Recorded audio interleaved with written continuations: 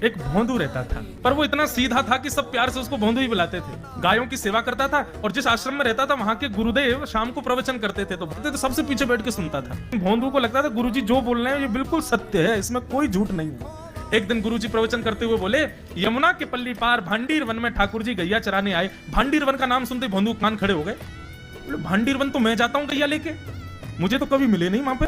अरे मुंह में ही कमी होगी, मुंह में ही सामर्थ्य नहीं होगी उनको देखवे कि मैं ही नहीं देख पाए होंगे, वो तो आते होंगे वहां पे, मुझे ना दिखे होंगे। भोंदू ने पहली बार जिज्ञासा करी, गुरुदेव ठाकुर जी दिखते कैसे हैं? तो गुरुदेव भी हंस गया, अच्छा भोंदू पूछ रहा है, बैठ जाओ बताते हैं। मोर मुकुट पहनते हैं ठाकुर जी, और बोले 2 कान हैं लेकिन कुंडल एक ही पहनते हैं। ठाकुर जी ऐसे पुष्प तोड़ के कान के ऊपर लगा लेते हैं, दोनों कानों में एक ही कुंडल को फेर फेर के पहनते। ठाकुर जी पीली पीतांबरी, ऐसी ठाकुर जी पीली पहनते, पीली पीतांबरी। माला कैसी पहनते हैं? आती है। ठाकुर जी ऐसी पहनते हैं पूरी पैरों तक जाए। ये देखो गुरु जी कह रहे हैं तो निश्चित है भांडीर वन में आते हैं ठाकुर जी। भोंदू अपनी गैया लेकर के भांडीर वन पहुंच गया। गैया चल रही थी, अब भोंदू ढूंढ रहा है, कभी वृक्ष के नीचे जाके देखे, कभी कहीं देखे, कभी ढूंढे कहीं से चंदन की सुगंधी आ जाए। गुरुजी बता रहे थे उनमें से चंदन की सुगंधी आती है, क्या पता कन्हैया यहीं कहीं हूं। इतने भाव से, इतने प्रेम से और इतने भोलेपन से ढूंढने लगा ठाकुर जी को, और ठाकुर जी नहीं मिलते ना तो अपने आप को ही कोसता, मुंह में योग्यता ना होगी यही मारे ना मिल रहे, ठाकुर जी तो यही है। गुरु जी की बात गलत नहीं है, ठाकुर जी तो यही है। उसके उस सहज भाव पर, उसके उस सरल भोंदूपने पर ठाकुर जी रीझ गए। और इतने में ही भोंदू हताश निराश उदास बैठा था, खुद को कोस रहा था, मुंह में योग्यता ना है, मुंह ठाकुर जी मिलना है रहे। इतने में ही देखा सामने से असंख्य गायों का झुंड आ रहा है, और भोंदू ने जैसे उन गायों को देखा, ऐसी गाय कभी देखी नहीं, अलग गाय, सींग चमक रहे हैं, सींगों के ऊपर के भाग में सोने चांदी मढ़े हुए हैं, ऐसी ऐसी सुंदर सुंदर तंदुरुस्त गैया। तभी देख रहा है भोंदू, पीतांबरी पहनी है, गले में वैजंती माला धारण की है, सिर पर पाग पहनी है, एक कान में कुंडल है, मंद मंद मुस्कुरा करके दतुइयां दिखा रहे हैं, कटाक्ष नेत्रों से कभी इधर देख रहे हैं कभी उधर देख रहे हैं, अपनी वेणु को कमर में कस करके गैयाओं के गले में गलवैयां डाल करके श्याम सुंदर भोंदू की तरफ चलते भय आ रहे हैं। ये दृश्य देख करके हाथ पांव कांपने लगे भोंदू के। उसको लगा मेरे पास तो आएंगे ही नहीं है, वहीं से मुड़ जाएंगे, अब मैं उनके पास जाके उनको असहज नहीं करूंगा, यहीं से देख लूं, यहीं से प्रणाम कर लूं।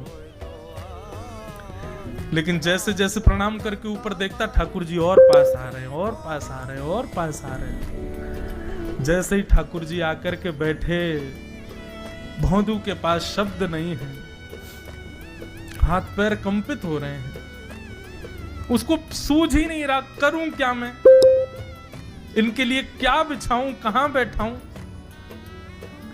ठाकुर जी ने अपने आप ही भोंदू के गले में हाथ डाली, अरे तेरा नाम कहा है?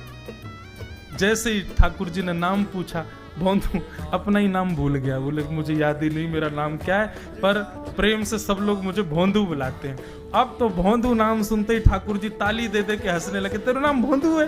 बोले हाँ मेरा नाम भोंदू है। और ठाकुर जी आपको अच्छा लगा? बोले हाँ बहुत अच्छा लगा। आपको नाम कहा है? ठाकुर जी बोले तुम वो ना जाने?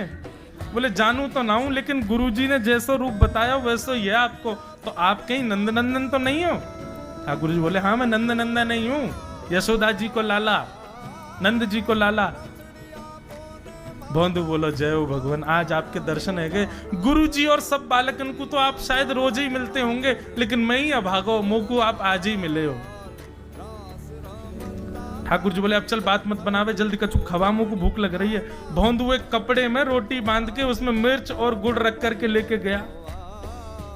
2 रोटी थी, भोंदू ने जैसे ही खोली, एक रोटी ठाकुर जी के सामने धर दी, एक अपने पास रख ली, बोले मैं भी तो खाऊंगा।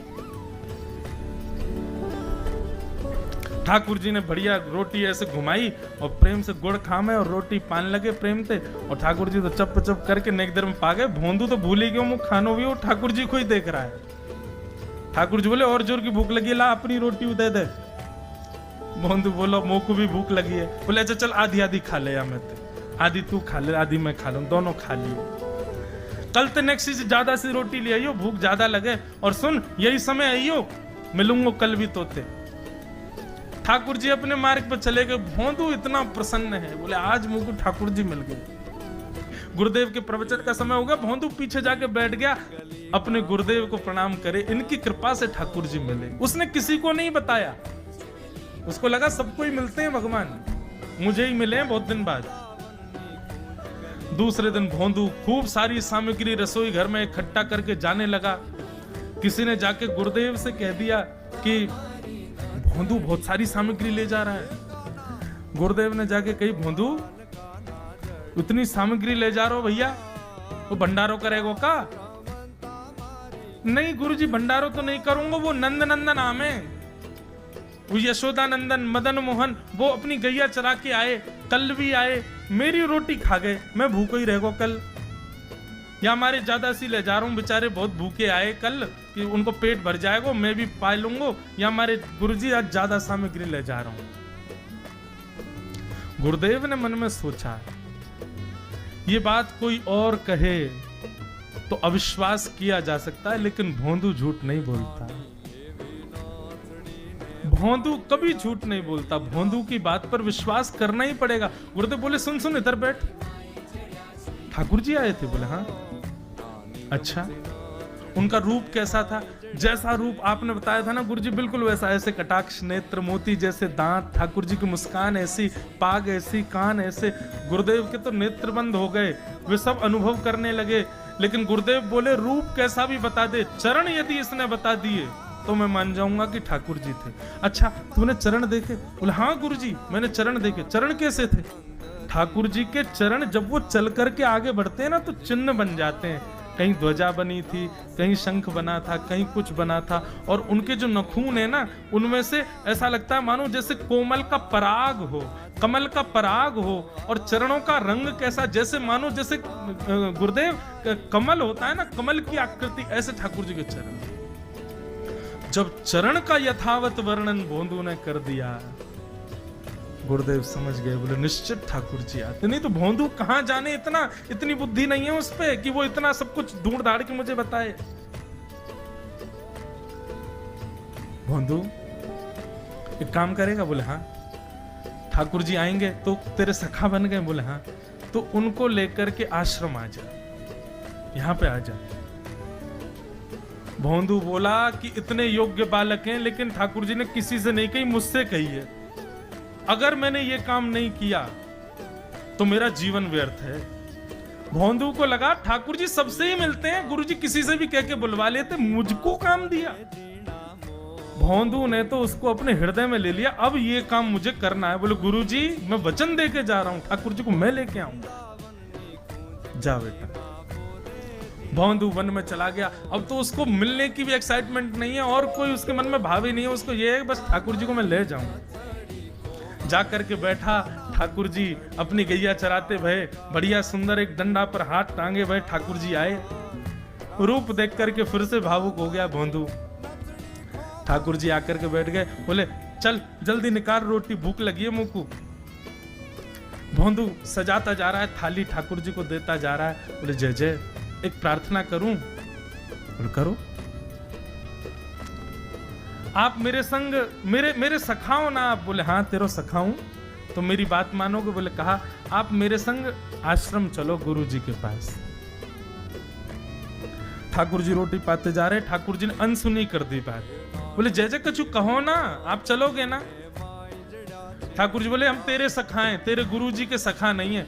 तू मोते मिल, तू मेरे संग खा, तू मेरे संग रहे, तू कछु कर, तो कुछ सब अधिकार है, लेकिन ये हम गुरु जी ते मिल बातें मिल, ये सब हम नहीं करेंगे। हम बस तेरे सखाएं, तो ये जाने और कोई ये ना जाने। ए जय जय ऐसे मत कहो ना, वे नहीं बताते तो मैं तो आपको देख ही नहीं पाता, मैं तो आपको जानता ही ना हूं। उनने ही तो मुझको बताई कि आप भांडीर बनाते हो, आपका रूप ऐसा है, उनने कृपा करके मुझको आपसे मिलवाए हो, वही हमारी मित्रता के मूल आधार है, उनसे तो मिलवे चलो ना। ठाकुर जी बोले देख ज्यादा जिद मत करे, हमने तो उसे एक बार कह दी हम नहीं जाएंगे नहीं जाएंगे नहीं जाएंगे। ठाकुर जी रोटी पा रहे थे तो भोंदू ने हाथ से रोटी और छनाई, बोले ये भी दो, ये भी गुरु जी की है, लाओ ये मिर्च गुड़ सब दो, ये सब गुरु जी को, ये भी मत खाओ। और सुनो, यदि हमारे गुरुजी से आपको प्रेम नहीं है तो हमको आपसे प्रेम नहीं है।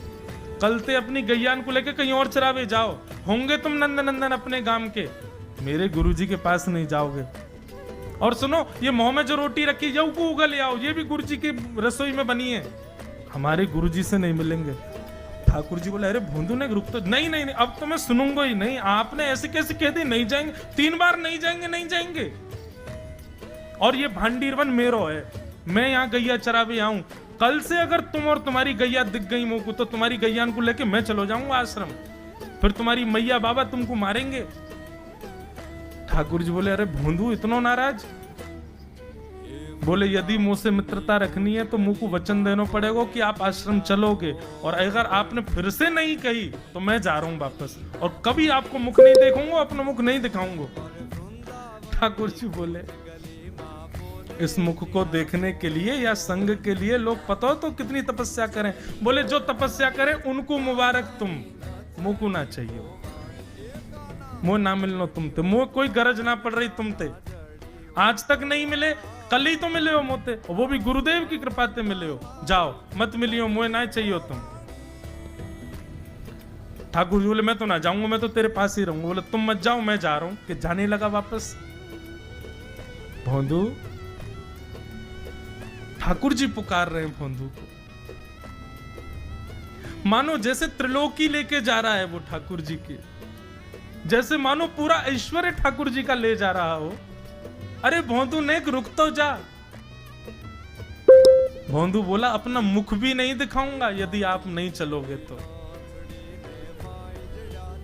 भोंदू थोड़ी दूर गया, ठाकुर जी को लगी वापस आ जाएगा, थोड़ी और दूर गया, लगा अब आ जाएगा, लेकिन जब भोंदू दिखना बंद हो गया, हमारे ठाकुर जी विचलित हो गए, दौड़े भोंदू की तरफ। ठाकुर जी दौड़ करके गए और जाकर के भोंदू के पिद्दी पे चढ़ गए। बोले, ले चल अपने गुरुदेव के पास, चलूंगा तू जहां कहेगो, लेकिन तो दूर नहीं जान दूंगा। और भोंदू ठाकुर जी को ऐसे ऊपर चढ़ा करके लेकर के आश्रम जा रहा है। गुरुदेव आकर के खड़े हो गए और मन में बस विचार कर रहे थे, हाथ पांव कांप रहे थे। बोले, ठाकुर जी आएंगे कि नहीं। इतने में ही भोंदू आया और तभी देखा भोंदू के पिद्दी पर ठाकुर जी टंगे भय आ रहे थे। आज गुरुदेव ने जाकर के पहले भोंदू को प्रणाम किया। बोले, जय हो, धन्य है। इतनी तपस्या की, इतना भजन किया, घर परिवार त्याग दिया, वैराग्य त्याग सब हमारे जीवन में, तब भी ठाकुर जी नहीं मिले। लेकिन वारे भोंदू, तेरी सरलता, तेरी सहजता, तेरा ये निर्मल भाव कि ठाकुर जी तेरे अधीन होके यहाँ आश्रम तक चले आए।